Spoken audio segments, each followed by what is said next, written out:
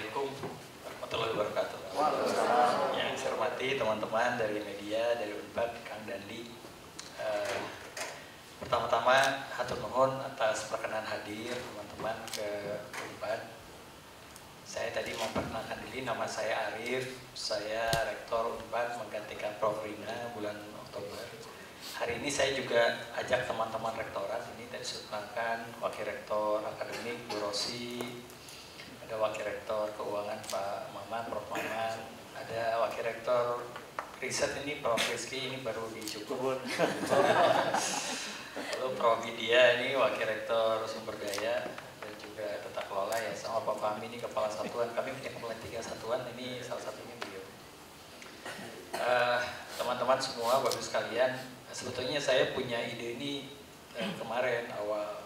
Saya tuh ingin sebetulnya lebih bisa dekat dengan media karena Unpad ini kalau dari sisi ceritanya atau visinya tahun ini selama 5 tahun ke depan kita ini lebih inklusif. Inklusif itu ingin lebih banyak orang yang bisa mengakses Unpad. Nah, hanya kalau inklusif ini kan perlu juga salah satunya bagaimana masyarakat tuh mengenal apa yang ada sehingga bisa datang dengan mudah ke Unpad. Nah, salah satunya itu adalah tentu dengan teman-teman media bagaimana caranya agar Unpad ini bisa dipersepsi sebagai universitas yang pintunya terbuka. Jadi tidak ada tembok, tidak ada sekat, orang bisa masuk kapan saja, orang bisa keluar dengan mudah, orang bisa memanfaatkan Unpad. Nah, ini yang diharapkan. Nah, salah satu dengan itu sehingga saya sempat bicara sama Kang Dandi kemarin, berapa minggu yang lalu dengan Kang Dadang juga dengan ini, kapan ya saya bisa ngobrol dengan media secara santai gitu. Dan tidak perlu formal sebetulnya, kapanpun di Unpad sebulan sekali, 3 bulan sekali bisa ngobrol dan bisa dibahas isu-isu yang tertentu. Dan saya ajak juga teman-teman wakil rektor supaya juga nanti bisa juga teman-teman wakil rektor bertemu secara periodik begitu. Nah, ini mudah-mudahan dengan ada seperti ini, beberapa hal yang mungkin teman-teman media tidak mengetahui atau belum juga terpapar informasinya, mungkin bisa kita berikan secara lebih cepat dan lebih mudah pada teman-teman semua. Sebagai contoh misalnya program yang kami lakukan sekarang yang paling up to date adalah karena terkait dengan permasa baru adalah kami karena inklusif sifatnya, kami tidak menaikkan UKT sepeser pun walaupun pemerintah meminta kami melakukan efisiensi misalnya. Nah, tentu kan ini perlu masyarakat tahu begitu bahwa lalu bagaimana Unpad menyiasati itu gitu. Kan beberapa sudah kayaknya tidak tahan ingin naikin UKT, tapi kami berkomit karena kami sadar bahwa masyarakat ini ekonominya lagi sulit sekarang dengan adanya efisiensi yang memang perlu dilakukan pemerintah, ini pun jadi sulit. Nah, tentu kalau kami menaikkan lagi UKT kan tambah sulit nanti masyarakatnya. Nah, ini beberapa program kami coba lakukan dengan cara melakukan penajaman program kami, tapi tidak ingin juga mengurangi fasilitas yang ada. Mungkin kalau dengar di beberapa tempat katanya AC dimatikan gitu ya. Lalu kita mah nggak dimatikan dan nggak ada AC-nya. Jadi nggak pasti katanya.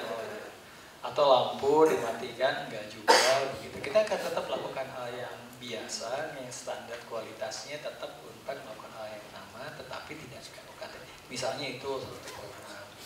Atau program lain adalah bagaimana kami mencoba untuk meningkatkan jumlah penerima KIPK tahun ini supaya orang lebih mudah masuk. Lalu juga kami akan membuka program-program yang bekerja sama dengan institusi lain supaya mempercepat proses penerimaan lulusan kami di waktu bekerja misalnya. Itu juga salah satu. Jadi banyak program yang nanti bisa kita bicarakan.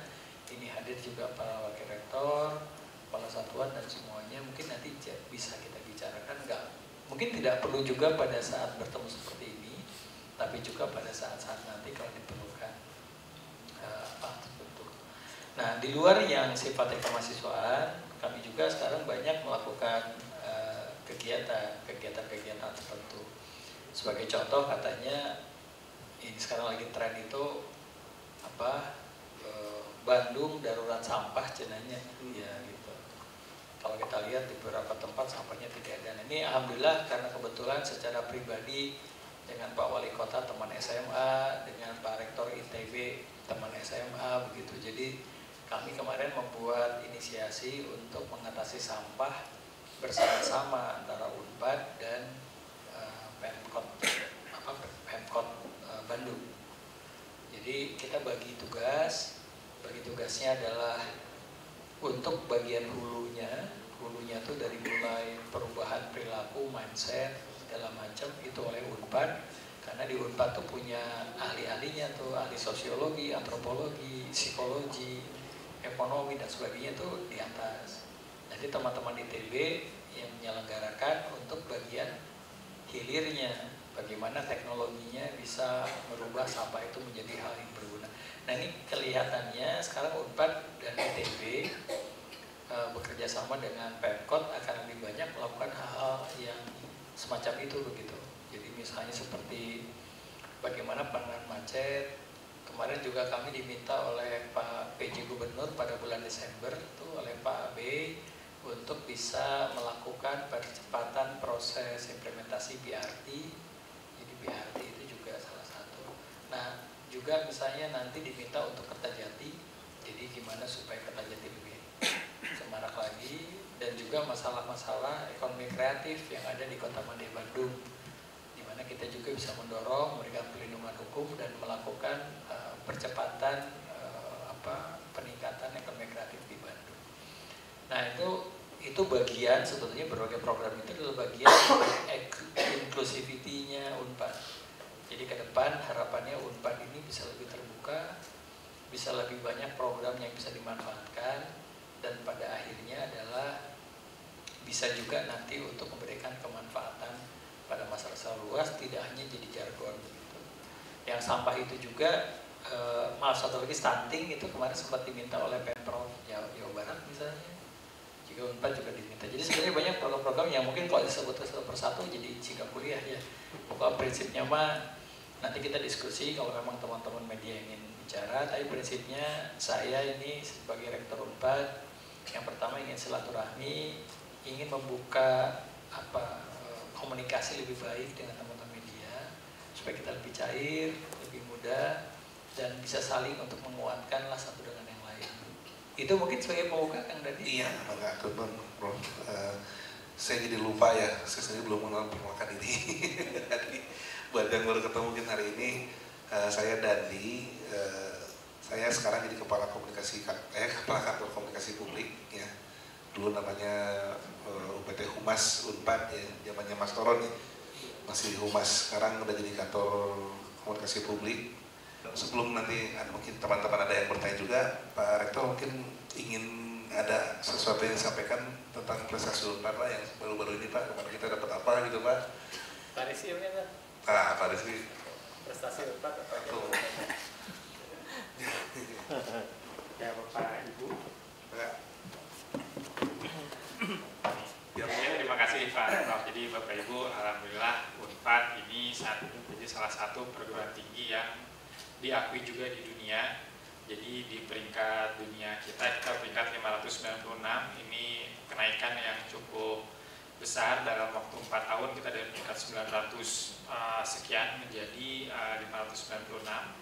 Di peringkat Asianya kita peringkat 100 sekian, saya lupa tepatnya 138 ya kalau nggak salah ya. Dan di Asia Tenggara kita peringkat ke-38. Dan alhamdulillah minggu lalu kita ada pengumuman QS ranking by subject. Pak Rektor juga mendapat penghargaan dari Dikti. Jadi kita saat ini ada 6 bidang ilmu kita yang masuk ke QS ranking by subject. Jadi di tahun 2022 itu kita hanya satu yang masuk di bidang medisin, tapi dalam waktu beberapa tahun kita masuk menjadi 6 bidang.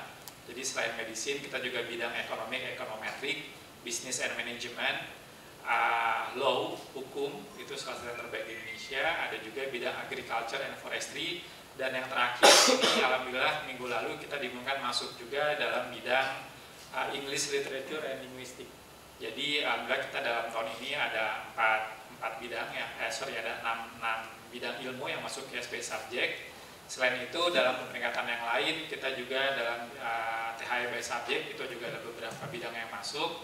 THE Impact, QS Sustainability, alhamdulillah kita salah satu yang terbaik di Indonesia dan alhamdulillahnya progresnya itu cukup signifikan. Dan yang perlu kita ingat Bapak Ibu, kita bukan melihat pada angkanya, karena angka itu hanya impact dari proses bisnis yang kita lakukan. Artinya apa? Proses bisnis yang kita lakukan di Unpad selama beberapa tahun terakhir itu sudah sesuai dengan standar yang berlaku di dunia. Kita bisa disandingkan dengan perguruan tinggi terbaik di dunia, dan ranking itu hanya salah satu impactnya saja.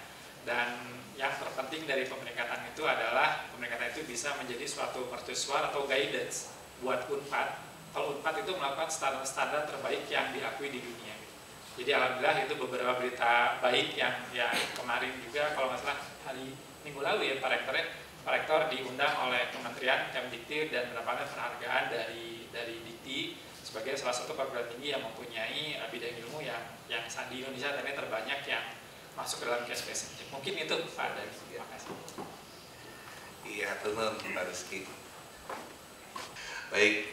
Ada lagi mungkin Pak Rektor yang ingin disampaikan, mungkin berhubungan dengan penerimaan mahasiswa baru sekarang, ada sesuatu ya? Oh, langsung bawa aja. Baik, terima kasih Pak Rektor. Assalamualaikum warahmatullahi wabarakatuh. Selamat sore Bapak Ibu sekalian. Jadi memang pada seminggu yang lalu kami sudah menerima mahasiswa, calon mahasiswa jalur SNDP. Secara total kami menerima 2.545 gitu ya, di mana kurang lebih 20% dari mereka adalah penerima KIPK. Jadi Unpad menerima mahasiswa KIPK kurang lebih 20%, sisanya jalur yang reguler. Insya Allah kami juga saat ini sedang membuka untuk jalur yang smooth, jadi jalur mandiri Unpad, di mana untuk yang international undergraduate program pada saat ini kami sudah buka untuk gelombang yang kedua. Gelombang yang pertama sudah dibuka dan sudah ada pengumumannya, dan saat ini selain yang untuk IUP, kami juga buka untuk yang program reguler. Kami memiliki kurang lebih 54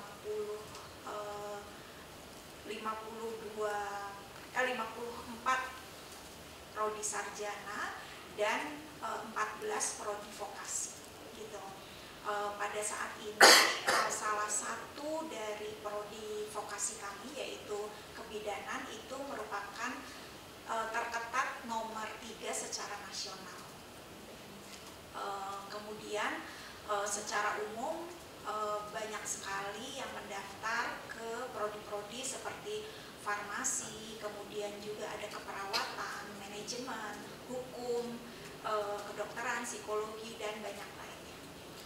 Tapi kami sendiri memiliki 16 prodi, 16 fakultas gitu ya, yang memiliki prodi S1 dan 1 sekolah vokasi yang memiliki 14 prodi sarjana terapan. Mungkin itu saja dulu. Terima kasih. Ada yang istimewa Bu dengan penerimaan mahasiswa Unpad sekarang? Saya tambahan sedikit. Nah, kira-kira. Unpad sekarang ada istimewanya untuk mandiri. Tahun ini kita membuka jalur difabel, disabilitas. Jadi karena inklusif tadi, jadi kami yang disabilitas itu tidak kami adukan dengan yang reguler, yang tidak disabilitas. Jadi kami buat khusus. Jadi nanti kalau ada yang disabilitas ini bisa nanti datang ke Unpad, kami buka jalur khusus untuk disabilitas di samping yang memang selama ini sudah dilakukan. Jadi mudah-mudahan inclusivity ini juga kami ingin berusaha juga nanti. Oh ya, untuk fasilitas juga sekarang kami juga tambah juga. Sekarang kami punya, nah ini Pak Widya mungkin bisa diceritakan mengenai rumah sakit dan BPJS mungkin.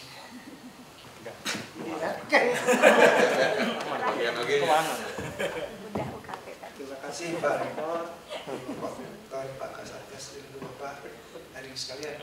Baik, jadi saya ini Wakil Rektor bidang sumber daya dan tata kelola. Untuk sumber daya yang Pak Rektor sampaikan, ada beberapa fasilitas UNPAD yang di samping untuk melayani kebutuhan ke dalam internal, misalnya tadi praktikum mahasiswa, dosen, riset, juga ada fasilitas yang memang disediakan untuk masyarakat luas. Gitu. Di kampus UNPAD ini terbuka untuk masyarakat, jadi kami ingin keberadaan UNPAD ini yang memberikan manfaat lah. Bahkan beberapa tahun yang lalu ada jargon, istilah itu punya jargon UNPAD Nyaah ke Jawa Barat. Insya Allah sampai saat ini juga kami Nyaah ke Jawa Barat. Mudah-mudahan tidak bertepuk sebelah tangan. Jawa Baratnya juga Nyaah ke Jawa Barat. Nah, salah satu fasilitas yang tadi Pak Rektor sampaikan adalah kami memiliki rumah sakit UNPAD, rumah sakit pendidikan. Karena sebagaimana kita ketahui, UNPAD ini memiliki fakultas kedokteran. Nah, fakultas kedokteran ini selama ini mahasiswanya tidak seperti fakultas-fakultas lain, memang harus praktek, gitu. Harus ada yang calon dokter umum harus koas, kemudian spesialis harus jadi residen. Nah, kami itu selama ini bekerja sama dengan rumah sakit mitra seperti Hasan Sadikin, Cicendo, dan lain-lain. Jadi, sekarang kami ingin memiliki rumah sakit pendidikan sendiri, dan alhamdulillah sudah dibangun dan diresmikan sejak tahun lalu. Jadi ada rumah sakit UNPAD yang berkedudukan di Jatinangor, dan ada satu lagi rumah sakit gigi dan mulut yang ada di Sekeloa. Jadi rumah sakit pendidikan UNPAD berkedudukan di Jatinangor. Itu tujuannya tadi selain untuk praktikum mahasiswa fakultas kedokteran, fakultas keperawatan, juga fakultas farmasi, fakultas psikologi juga ya. Karena fakultas psikologi UNPAD termasuk yang istilahnya itu klinis ya, punya program klinis, psikologi klinis. Itu juga melayani buat masyarakat umum. Tentu saja masyarakat umum ini kan tadi salah satu bagian dari yang disampaikan UNPAD-nya bermanfaat bagi masyarakat adalah tadi layanan kesehatannya, dan tentu layanan kesehatannya harus dapat diakses oleh lapisan masyarakat. Kalau bisa berobat ke satu ya, aksesnya itu adalah mudah dijangkau terutama oleh masyarakat di sekitar kampus, di Kabupaten Sumedang, Kabupaten Bandung, dan arah timur ya, Jawa Barat bagian timur, karena sekarang sudah dibuka tol Cisuwun Dawu. Jadi terbuka langsung dari akses tol Cisuwun Dawu bisa masuk ke kampus rumah sakit UNPAD. Nah, tentu bagi masyarakat luas berobat itu mahal gitu ya Pak Rektor. Dan alhamdulillah kan sekarang sudah ada program BPJS, dan alhamdulillahnya sekarang rumah sakit UNPAD sudah melayani layanan dengan BPJS. Jadi mangga nanti mohon dibantu kepada rekan-rekan media bisa disampaikan bagi masyarakat Jawa Barat khususnya yang berada di sekitar kampus Jatinangor, tapi tidak menutup kemungkinan ya selain Sumedang, Kabupaten Bandung, Kota Bandung, di timur Indramayu, Cirebon, Majalengka, semualah gitu ya. Nah, cuma memang nanti secara teknis mungkin terkait rujukan ya Pak Rektor, tapi itu teknis bisa kita layani. Jadi mudah-mudahan warga Jawa Barat itu dapat layanan medis terbaik. Cita-citanya kami ingin menjadi rumah sakit tipe A ya. Sekarang baru tipe B. Memang gedungnya belum semegah rumah sakit yang di terusan Buah Batu teh Mayapada gitu ya. Karena memang ini kan rumah sakit pemerintah yang dibiayai oleh pemerintah. Tetapi kalau dokter kan Fakultas Kedokteran UNPAD ini pabriknya dokter-dokter terbaik lah, mungkin salah satu dokter terbaik di Jawa Barat. Jadi kalau untuk dokter, insya Allah kami menyediakan dokter-dokter terbaik. Kemudian fasilitas layanan ini kan mulai beranjak bagus ya Pak Rektor. Jadi fasilitas sudah bagus, laboratorium tadi bukan hanya aspek ini Juga ada layanan tadi psikologis di situ, psikologi, ada layanan yang lain-lainnya. Singkat kata lengkap, mungkin nanti perlu diajak berkunjung nanti Pak Dandi, ya, teman-teman kita khusus melihat fasilitas rumah sakit Unpad. Jadi mohon mungkin agar bisa diakses oleh seluruh lapisan masyarakat, khususnya tadi di sekitaran kampus, Medang, Jatinangor. Kita mungkin Pak Rektor, satu lagi ada rumah sakit hewan. Kami juga ada rumah sakit hewan, jadi yang pencinta kucing begitu ya, baik yang oranye maupun yang non oranye, bangga. Mudah-mudahan Pak Rektor. Siap, betul. Kenapa saya sampaikan, karena rumah sakit Unpad itu secara fasilitas, secara alat bisa dibilang sebenarnya alat-alat canggih itu sudah ada semua. Ya, kita punya alat apa Pak yang bulat itu? MRI ya. Kita udah punya alat MRI yang bisa digunakan oleh siapapun yang membutuhkan. Gitu. CT scan juga, lalu di bidang mata juga. Perlengkapannya, equipment itu sangat terbaru dan tercanggih ya. Kemudian ada juga mesin yang berhubungan sama ortopedi, itu kemarin sudah dicoba juga. Poliklinik itu meminta khusus pada saya untuk tolong kabarkan kepada publik bahwa kita punya alat yang lengkap. Jadi masih banyak yang belum tahu. Taunya Unpad punya rumah sakit gigi dan mulut itu di Bandung. Jadi pada ke Bandung ya terus. Padahal sekarang di rumah sakit Unpad itu sudah ada dan polikliniknya juga sudah lengkap. Nah seperti itu. Baik teman-teman, siapa tahu mungkin ada yang mau mulai untuk ya bertanya atau berkenalan, maka siapa duluan? Mangga dari PR dulu di sebelah kiri. Mangga kemana Windy, Pak? Saya Windy dari Pikiran Rakyat. Juniornya Pak Dandi di kampus.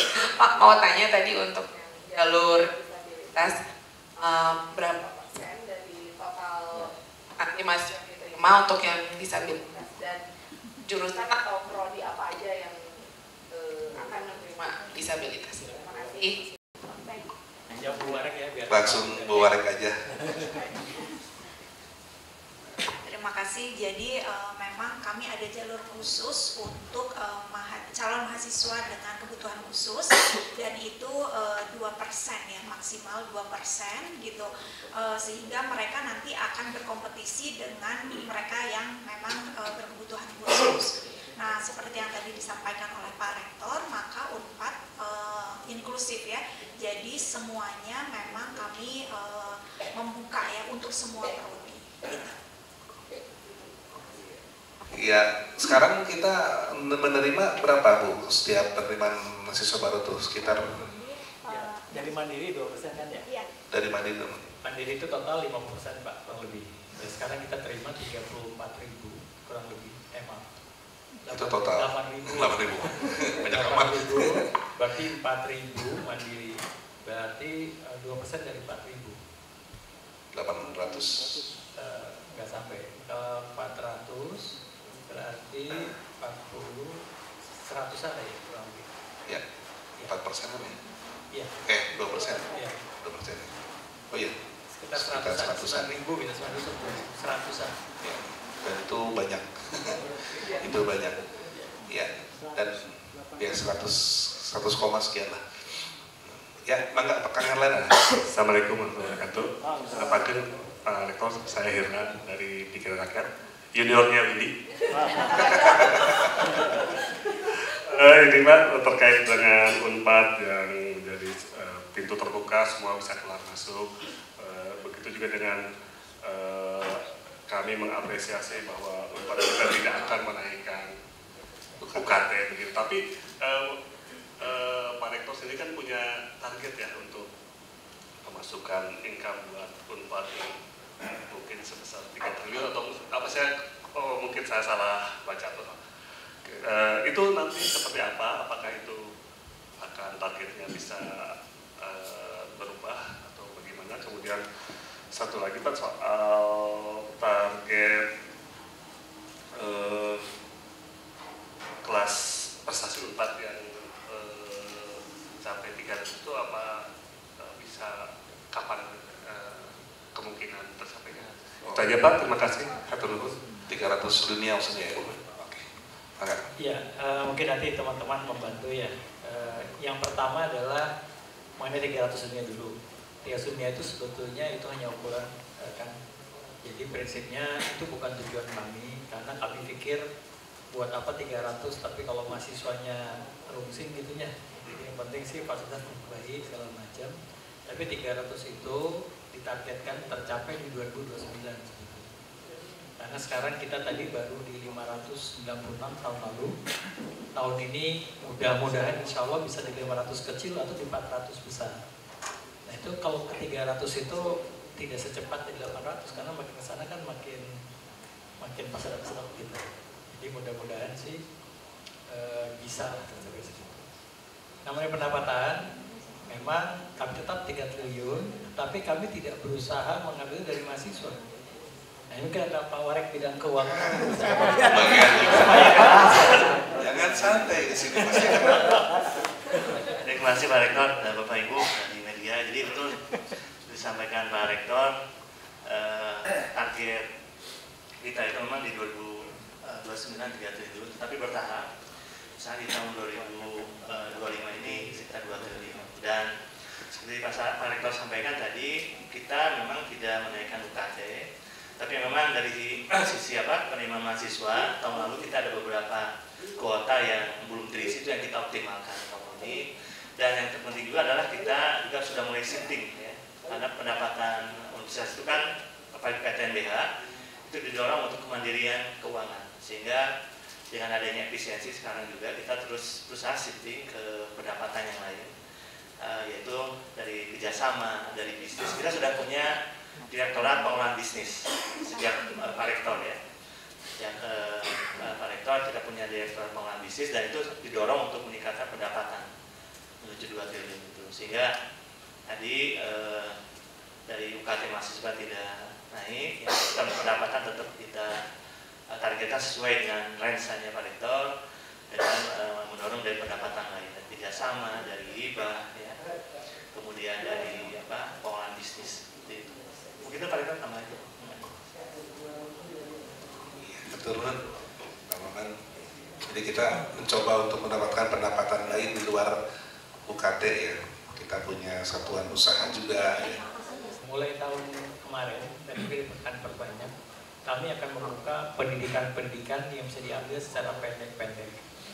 Jadi teman-teman wartawan misalnya mau sekolah S2 misalnya, itu tidak perlu dilakukan secara full dulu, jadi dibuatnya secara modular begitu.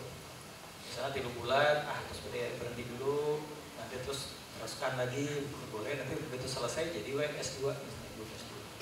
Jadi namanya Metro Master, kami akan lakukan seperti itu. Dan kami juga memperbanyak pendidikan-pendidikan yang tidak bergelar tetapi mudah diakses. Ini adalah bagian dari bagaimana kami melakukan inclusivity itu.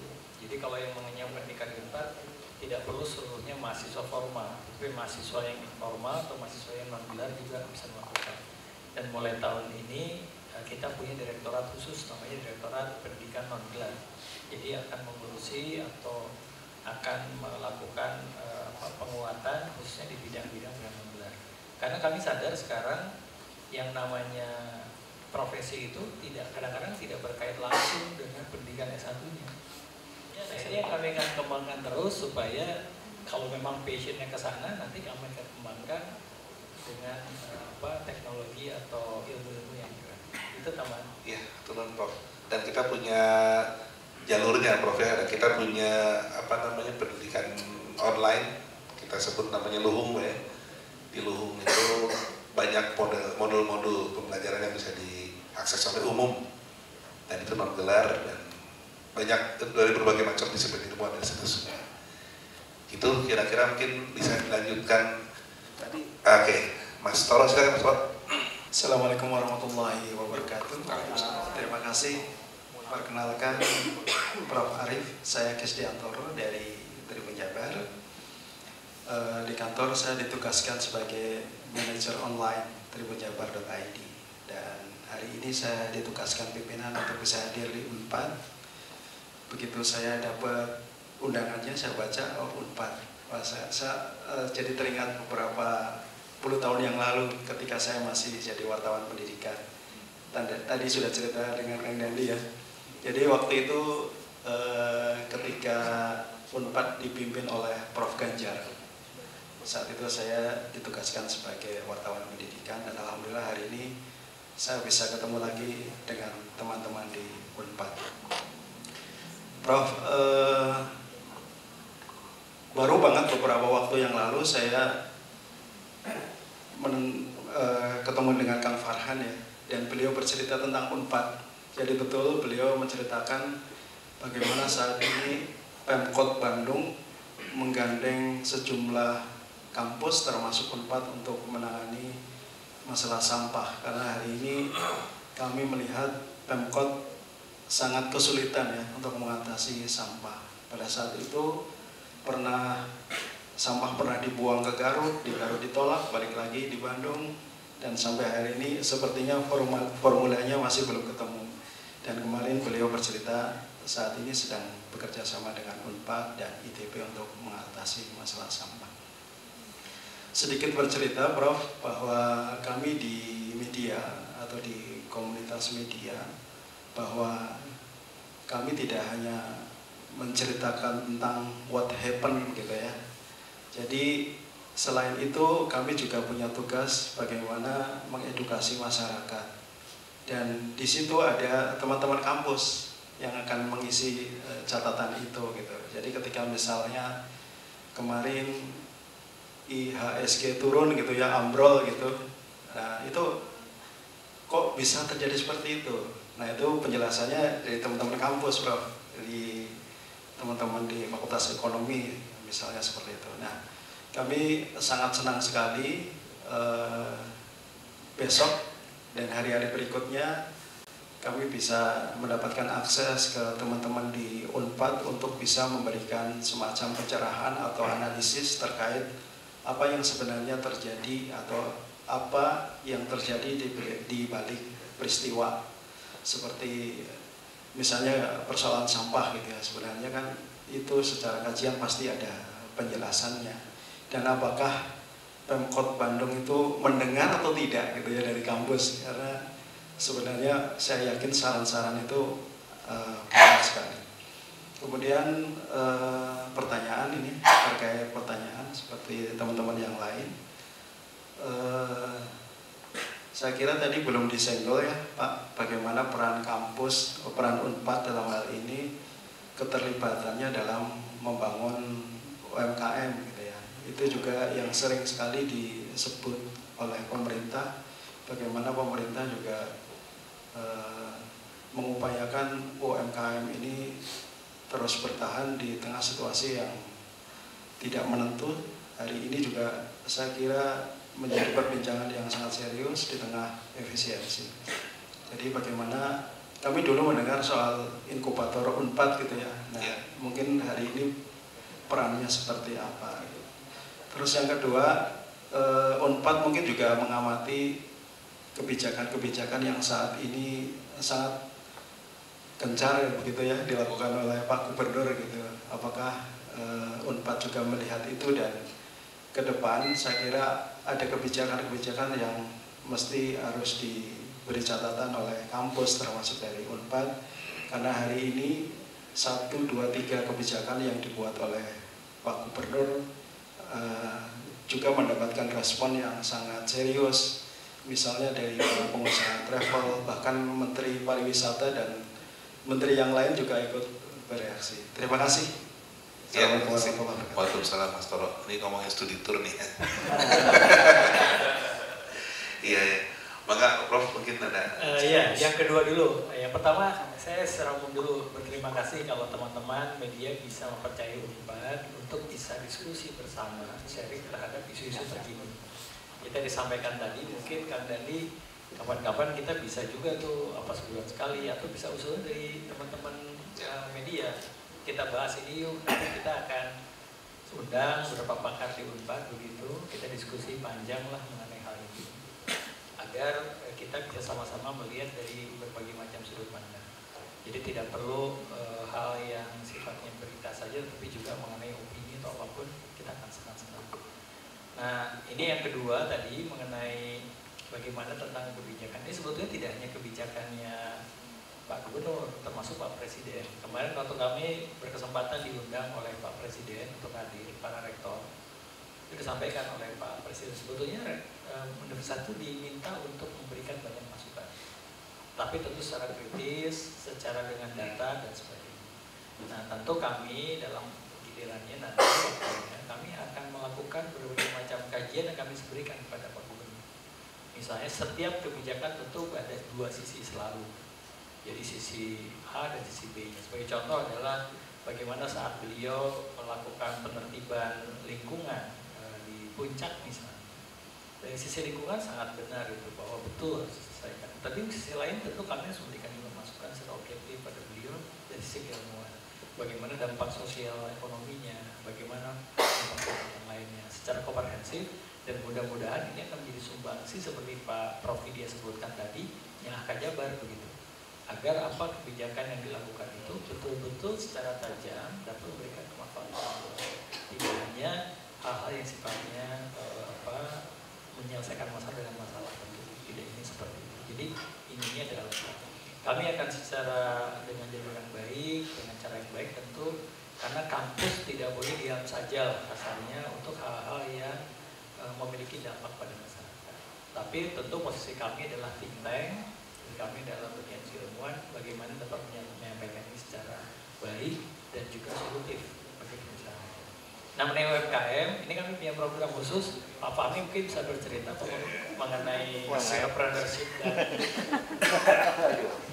Pak Fahmi ini dari Fakultas Ekonomi, sekarang ini Kepala Pengembangan Universitas, jadi mungkin bisa cerita tentang entrepreneur dan yang dengan Bappenas ini. Bappenas, oh iya, itu boleh diceritakan? Oh boleh, silakan. Boleh. Rencana kita, tapi ya baik, terima kasih.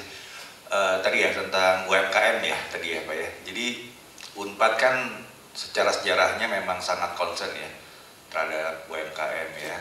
Sejak Prof. Yuyun Wirasasmita, beliau selalu memindah UMKM ya. Jadi Unpad itu memang sudah sangat terkenal dalam membina entrepreneurship ya. Tapi kan kemudian entrepreneurship kan berubah ya. Bukan hanya katakanlah orang yang tidak bisa bekerja begitu di kantoran, tapi juga sekarang semangat entrepreneurship semakin meningkat ya. Dan juga model-model entrepreneurship semakin meningkat. Nah, di kami ini sekarang sedang menggodok sebuah center yang akan kami tempatkan di Pati Ukur ya. Di mana center itu memang dipusatkan atau dibikin ya, dibangun untuk membantu UMKM. Jadi berbeda dengan beberapa kampus yang katakanlah mainnya lebih menengah atas begitu ya. Kami ingin justru yang menengah bawah, karena itu jumlah yang paling besar dan yang paling banyak meningkatkan impact terhadap perekonomian gitu. Jadi rencananya kami akan membangun itu di Pati Ukur, juga disupport oleh Bappenas ya. Jadi kami 1 dari 6 universitas di Indonesia yang akan diberikan semacam support untuk membangun pusat entrepreneurship, inovasi dan entrepreneurship yang berkaitan dengan SDGs. Jadi semangat SDGs untuk membangun itu. Itu yang pertama, Pak Rektor itu ya. Itu. Tadi saya boleh nambah sedikit yang Pak Gubernur ya. Pak Gubernur itu menarik tentang beliau itu melarang istilahnya studi tour. Tapi yang beliau larang itu sebetulnya 2 hal. Studi tournya nggak boleh keluar Jawa Barat ya. Kemudian yang kedua, studi tour itu harus punya punya maknanya. Jadi yang dilarang itu bukan studi tour ansih begitu ya. Dia masalah jarak yang pertama, yang kedua adalah masalah konsep ataupun konten dari studi tournya. Nah, di sini Unpad tuh melihat itu ya. Unpad selama ini kan orang melihat Unpad dari website gitu ya, dari info dari mahasiswa dan segala macam.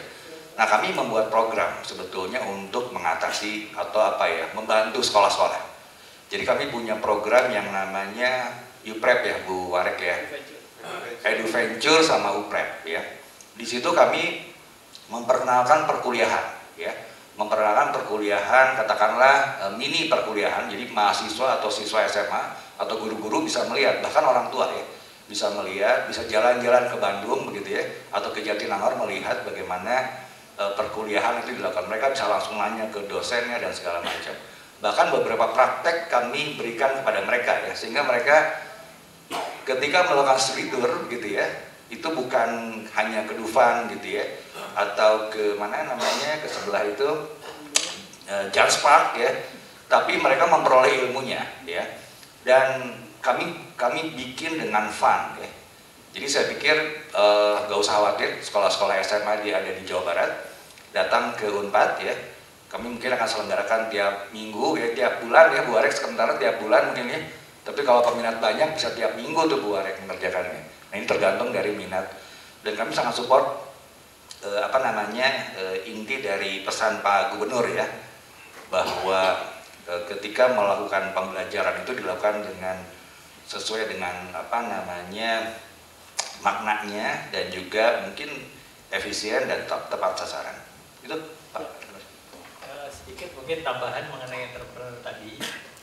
Ini kami mau coba membuat model baru kan. Jadi bukan yang selama ini kan seolah inkubasi sampaikan.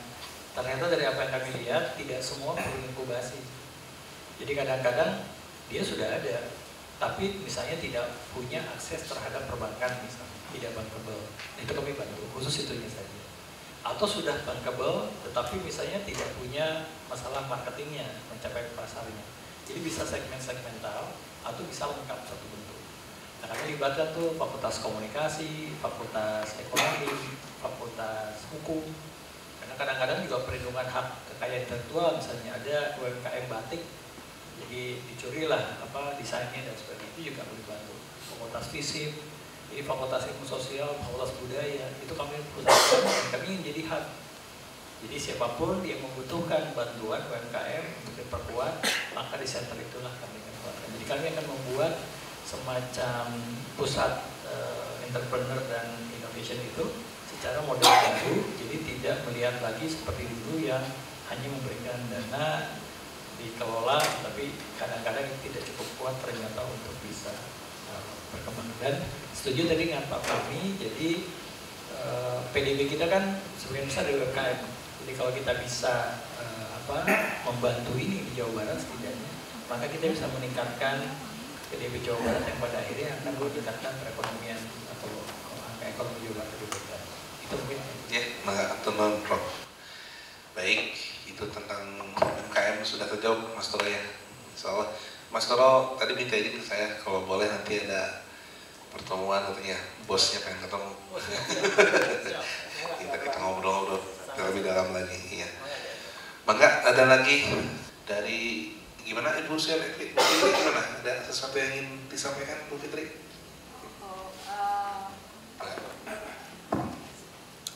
Assalamualaikum warahmatullahi wabarakatuh. Nama saya Fitri, Prof alias Kupit. Saya dari CNN Biro Bandung. Gak ada pertanyaan sih Pak, cuma mau mengucapkan terima kasih selama ini kita suka merepotkan dari sama Teh Malia gitu untuk narasumber-narasumber yang biasa kami butuhkan untuk peliputan gitu. Kalau karakter CNN Biro Bandung ini agak berbeda dengan biro lain, terutama Surabaya. Kalau Surabaya itu biasanya liputannya door keras-keras gitu. Kalau Bandung tuh lebih smooth, biasanya yang diminta tuh liputan-liputan isu-isu terkini kayak misalnya kesehatan gitu. Terus banyak yang lebih ini aja yang lebih biasanya berurusan dengan kesejahteraan lah gitu. Dan juga banyak soal kuliner. Gitu paling suka. Kadang kita disuruh bikin sejarah kuliner Sunda leluhur gitu. Nah itu yang kerepotan biasanya Teh Maria, ini siapa kira-kira narasumbernya gitu. Nah itu selama ini kita terbantu Prof, dan mungkin juga akan lebih banyak lagi kalau misalnya kita ada hasil-hasil risetan terbaru gitu yang bisa diakses gitu, sehingga kita juga bisa angkat ke nasional gitu. Paling itu aja. Ya, saya mungkin komentari. Jadi yang pertama adalah saya lupa tadi menyampaikan bahwa mulai tahun ini kita akan mendirikan khusus namanya Pusat Budaya Sunda. jadi Pusat Budaya Sunda itu karena kami menganggap Unpad ini salah satu tugasnya adalah bagaimana melestarikan budaya, karena perguruan tinggi itu salah satunya itu. Dan kelihatannya di Jawa Barat itu belum ada pusat budaya kelasnya kelas universitas. Kalau kita lihat di negara lain itu mereka merawat budaya itu salah satu universitas. Jadi kami mulai sekarang sedang mengkurasi berbagai macam budaya Sunda, dan itu sudah kami kumpulkan. Misal sebagai contoh adalah sekarang di Pusat Budaya Sunda itu yang pimpin Prof. Ganja. Itu tuh salah satunya misalnya kami sedang mengumpulkan kamus pengobatan Sunda dari masa lalu. Mungkin dari dulu kan kalau ngobatin jengjerihan ya, itu ternyata ada di dalam kamus-kamus Sunda dulu tuh ada obatnya. Atau mengatasi misalnya susah buang air kecil dan sebagainya, itu ada semua. Panas pakai apa, daun apa tempelkan. Kami punya kamusnya itu sedang dibuat dalam 3 bahasa, bahasa Indonesia, Inggris, dan Sunda sendiri. Itu salah satu. Dan kami juga sekarang sedang mengumpulkan berbagai macam manuskrip Sunda dari zaman dulu sampai sekarang untuk dikumpulkan. Nah ini kalau tadi misalnya CNN memang punya rencana untuk membuat semacam features atau apa tentang itu, tentu kan kami senang kami sampaikan, karena banyak orang yang tidak tahu bahwa ternyata ingenious knowledge kita itu ternyata luas di Jawa Barat, dan tidak pernah ada yang merawat itu dan menjadikan itu sebagai hal yang bisa kita jaga begitu. Dan insya Allah nanti kalau tidak salah dapat bocoran, nanti beberapa bulan lagi kami akan mendapat penghargaan dari pemerintah untuk hak kekayaan intelektual, khususnya dalam mempreserve budaya Sunda di Jawa Barat. Ini salah satu saja nanti. Dan saya juga mungkin minta pendapat teman-teman media, kalau perlu nanti kami bisa buat semacam fasilitas khusus. Jadi kalau mau ada wawancara atau segala macam, kami bisa lakukan secara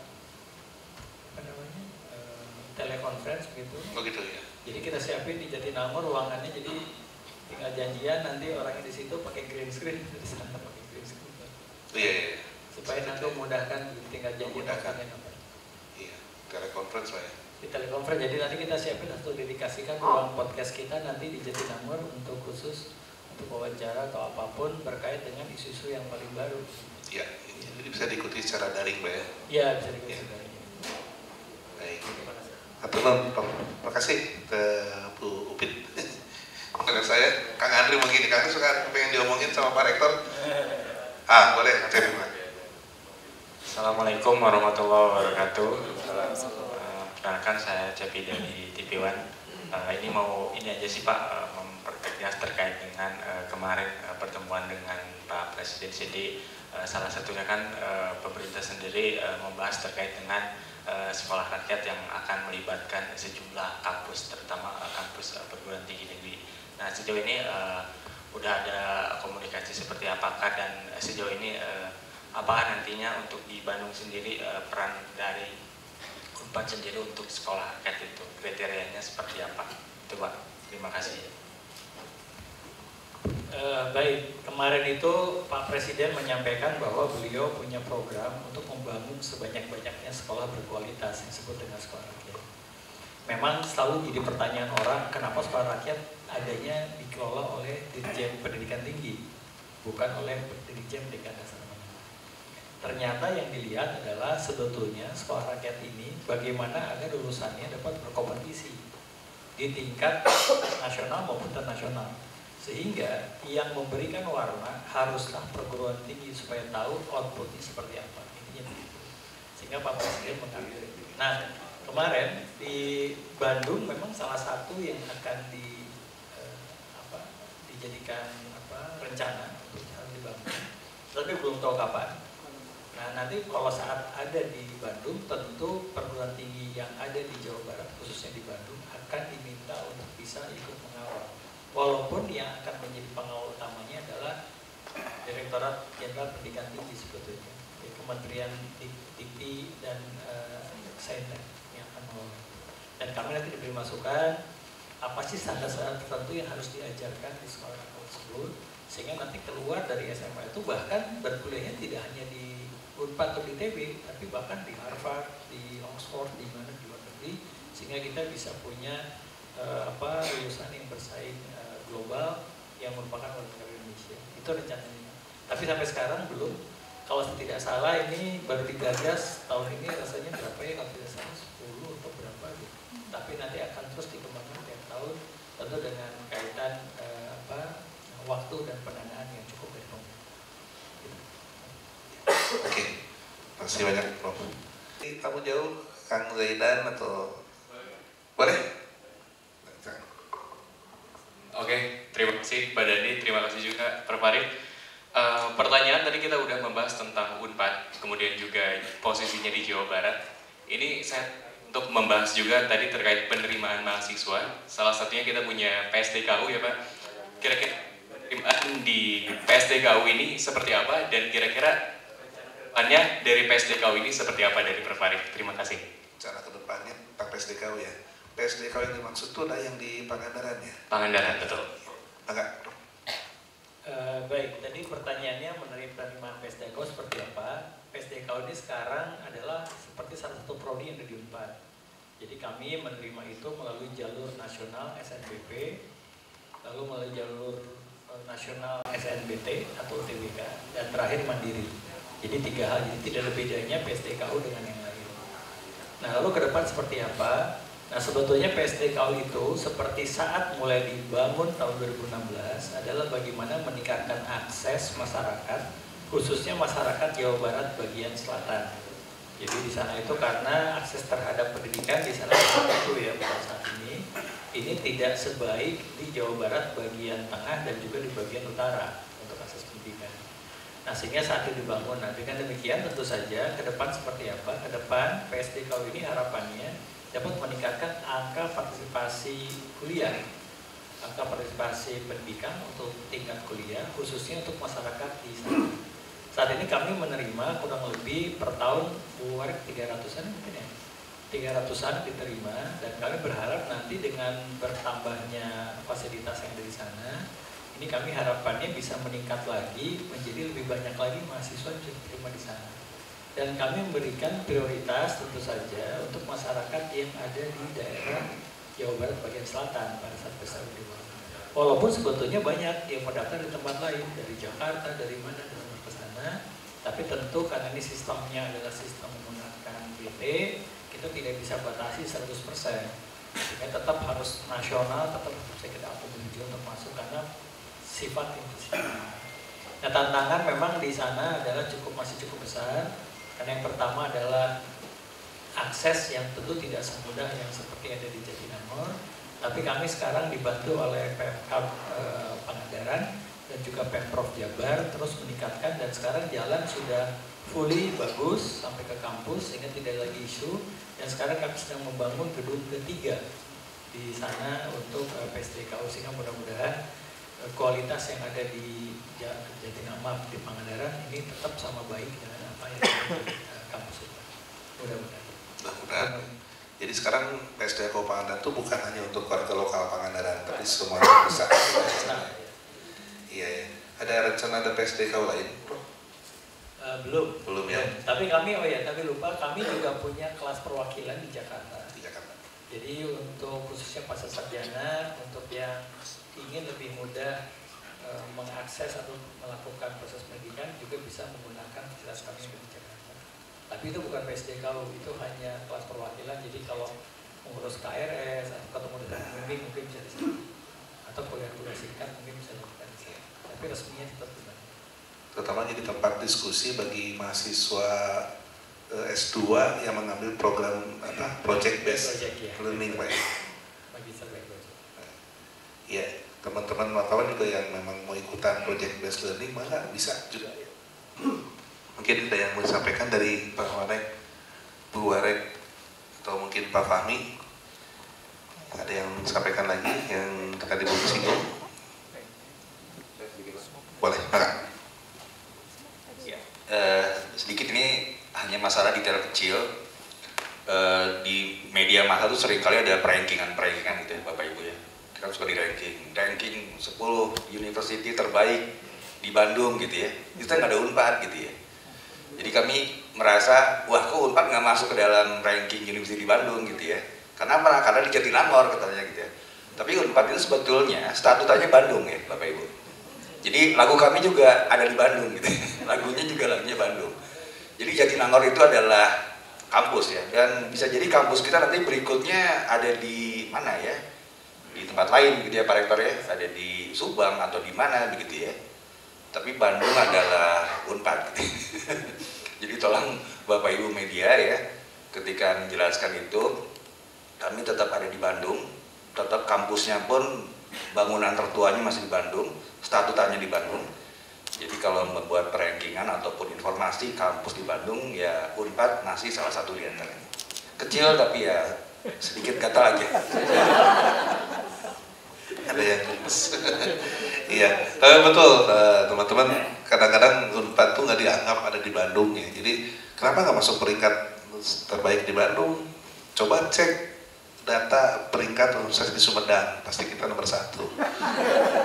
Selalu gitu ngelesnya ya. Tapi nyatanya memang demikian sih. Baik, Prof, mungkin ada yang mau disampaikan Prof sebelum kita siap-siap tajil. Betul. Yang pertama, saya mungkin menambahkan sedikit bahwa ini informasi up to date saja, bahwa kita sekarang punya 18 fakultas. Jadi kita baru satu fakultas baru namanya vokasi. Jadi vokasi itu sekarang bisa. Jadi kalau PAP dulu di fakultas ekonomi, sekarang namanya administrasi perpajakan, itu adanya di vokasi. Lalu yang kedua adalah dosen kita sekarang sudah 2.200-an ya Pak Budi kalau nggak salah ya, 11 itu udah 200 dan 318-nya itu adalah guru besar. Jadi itu mungkin salah satu perguruan tinggi dengan jumlah guru besar terbesar di Indonesia. Jadi lalu kami di nasional pemeringkatan sekarang masih ke-7 dari QS. Mudah-mudahan bisa lebih baik nanti ke depan. Ke-6 atau ke-5 mudah-mudahan. Lalu sekarang kami memiliki 36.000 mahasiswa rata-rata, sampai 36 sampai 38 mahasiswa, dan itu menjadikan kami perguruan tinggi terbesar di Jawa Barat. Kalau UI dianggap bukan di Jawa Barat. Jadi kalau lain. Kalau UI statutanya masih di Jakarta, Unpad statutanya masih di Bandung. Jadi kami dengan ITB dengan UPI masih lebih banyak Unpad jumlah mahasiswa. Dan terbesar memang masih warga Jawa Barat yang di Unpad, sekitar 60% adalah Jawa Barat. Lalu yang selanjutnya adalah kami berencana untuk melakukan proses riset sekarang. Ini juga dikaitkan dengan kebutuhan Jawa Barat dan nasional. Jadi mudah-mudahan perbedaan dengan tahun lalu adalah kami sekarang tahun ini adalah betul-betul apa yang diminta oleh pemerintah atau masyarakat itu yang akan kami lakukan riset itu. Sehingga mudah-mudahan engagement kami dengan masyarakat akan lebih kuat dan lebih itu. Dan juga kami berusaha untuk secepat-cepatnya apa yang kami hasilkan ini segera kami lakukan hilirisasinya, dan ini mudah-mudahan secara langsung bisa dilempar ke masyarakat, terlepas dari itu menghasilkan uang atau tidak. Tapi yang terpenting adalah bagaimana riset tersebut segera bisa dimanfaatkan dan dipakai oleh masyarakat secara luas. Nah, ini mudah-mudahan kami mohon bantuan dari teman-teman media bagaimana agar tadi sampaikan bagaimana hasil-hasil riset yang ada ini akan kami buat dokumennya, dan rencana kapan Pak Rizky kita mau bikin pertemuan untuk expo itu?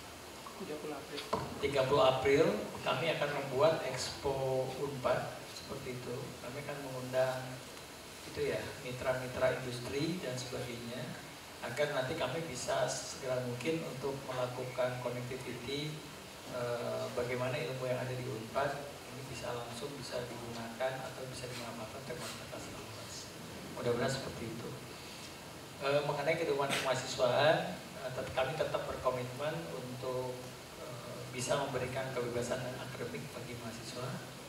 Jadi kalau di Unpad, kalau mau melakukan diskusi-diskusi, kami persilahkan, tapi tentu dengan koridor yang baik dan tidak melanggar aturan-aturan yang berlaku di nasional mengenai kebebasan berpendapat dan juga suasana akademik yang baik.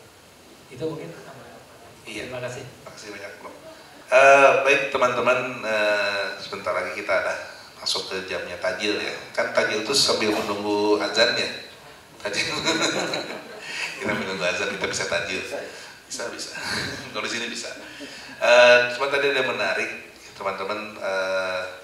Prof. Arief tadi juga menawarkan kan, kita bisa saja bikin pertemuan lain selain ini. Ini masih terlihat agak formal ya, karena di mejanya bundar kan, gitu. Jadi terlihat agak sedikit formal. Mungkin kita bisa bikin lagi pertemuan lain ya, Prof. yang mungkin bisa jauh lebih santai lagi dan lebih reguler begitu. Cuman saya mau nanya dulu nih, enaknya di Jatinangor atau di Bandung? Enaknya di Bandung. Siap. Kita bisa di mana aja ya sebenarnya, tergantung jumlah yang mau hadir. Nanti kita juga sebenarnya punya restoran sih selain UTC di jalan apa? Cisangkuy ya. Kita punya restoran di Gana, itu adalah salah satu satuan usaha Unpad juga. Itu bisa kita pakai juga buat ngobrol-ngobrol kalau mau. Hal-hal gitu. Itu punya siapa? Ada lapang golf di Jatinangor. Itu punya siapa tuh? Boleh kalau mau kita bikin berkala ya teman-teman. Apakah mau sebulan sekali, 2 bulan sekali gitu. Khusus kita mungkin nanti temanya juga bisa datang dari teman-teman juga. Nanti kita obrolkan di grup ya. Mau bicarakan apa, nanti kita akan hadirkan juga pakar yang relevan di situ untuk bisa berdiskusi juga. Gitu. Coba tadi satu syaratnya pengen di Bandung ya. Baiklah kalau begitu kita cari tempat nanti di Bandung. Baik. Saya kira kalau tidak ada lagi yang mau bertanya, ada lagi atau menyampaikan sesuatu? Kalau tidak ada, enggak, Prof. Ya, sebelum tutup, teman-teman wartawan, media, saya ucapkan terima kasih atas perkenan untuk hadir di acara Unpad. Kembali saya ingin komunikasi antara Unpad dan juga media itu terjadi baik, tanpa ada sekat begitu, kita bisa sampaikan apa adanya. Dan tadi saya usulkan kalau punya waktu kita bisa bertemu antara Unpad dan media berapa bulan, 1 bulan atau 2 bulan sekali, ayo kita bicara dan maka kita bisa terbuka diskusi apapun, tentu dalam koridor yang kami miliki. Tentu saja kami tidak dalam posisi untuk memutuskan benar atau salah begitu, tapi kami bisa meninjau itu dari ranah keilmuan atau posisi yang Unpad dalam melihat segala sesuatu permasalahan yang ada di masyarakat. Pasti dikaitkan dengan itu. Dan juga kami berharap bahwa apa yang ada di Unpad, karena tadi sifat inclusivity dapat terbaca dan juga terasa oleh masyarakat begitu. Sehingga mudah-mudahan, karena kami percaya kalau kami hanya tahu tapi cek Sunda mah gelis teh nyahoan orang ngungkul, maka itu menjadi tidak baik begitu ya. Jadi mudah-mudahan dengan adanya hal seperti ini dan yang juga tidak kalah pentingnya, kami pun mendapat koreksi dari media khususnya Unpad, karena kadang-kadang kami pun perlu mendapat kritik, saran dan masukan koreksi terkait dengan apa yang ada di museum. Itu mungkin sekali lagi terima kasih, mudah-mudahan ini dapat jadi berkah. Amin, terima kasih banyak Prof. Ya, baik teman-teman, dengan demikian mungkin kita bisa akhiri dulu sesi seriusnya ya. Setelah ini mau diteruskan ngobrol lagi sambil nunggu azan maghrib juga persilakan. Pak Rektor tidak akan kemana-mana sampai nanti. Pak Rektor, tapi mungkin setelah azan maghrib, setelah sholat maghrib, Pak Rektor juga akan segera meninggalkan tempat karena ada keperluan lagi di tempat lain. Tapi kita bisa tampil bareng di sini bersama-sama begitu. Baik, teman-teman, makasih banyak atas kehadirannya. Ini sungguh sebuah start yang baik di 2025 ya, supaya pun kita lebih baik lagi. Dan mudah-mudahan ini berlanjut terus dan bertambah banyak lagi teman-teman media bisa kita undang gitu. Sebelum kita tutup mungkin mau